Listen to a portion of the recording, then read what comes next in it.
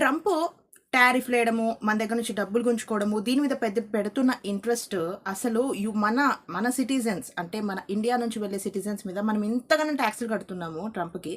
కానీ సిటిజన్స్కి అస్సలు సేఫ్టీ ఇవ్వడానికి మాత్రం ముందుకు రావట్లేదు ఆయనకు చేతులు.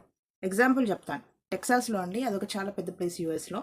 టెక్సాస్లో మన దగ్గర నుంచి వెళ్ళిన నాగమల్లయ్య అనే ఆంధ్రప్రదేశ్ పర్సన్ అనమాట. అక్కడ మోటల్లో వర్క్ చేస్తున్నారు. మోటల్ అంటే హైవే మీద ఉంటే మోటల్ అంటారు, నార్మల్గా hotel, it's in hotel. So అక్కడ ఒక కెనడియన్ వచ్చాడు.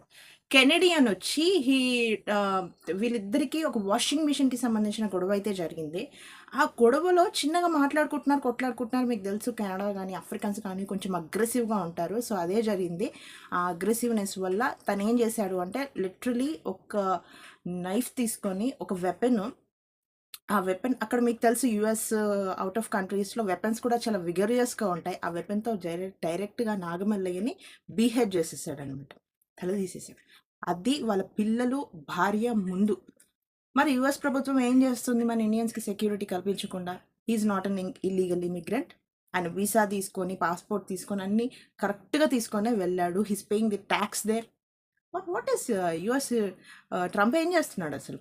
నాకు అర్థం కావట్లేదు. మన దగ్గర నుంచి టారిఫ్లు తీసుకొని ఇప్పుడైతే మనకి ఓకే మోదీ వీఆర్ ఫ్రెండ్స్ అని చెప్పి మెసేజ్ అయితే పెట్టాడు మొన్న ట్విట్టర్లో. అలాంటి అప్డేట్స్ కావాలంటే చేయాల్సింది ఒకటే, అంకితా జ్యోతి ఛానల్ని సబ్స్క్రైబ్ చేసుకోండి. Thank you so much. Will meet in next reel.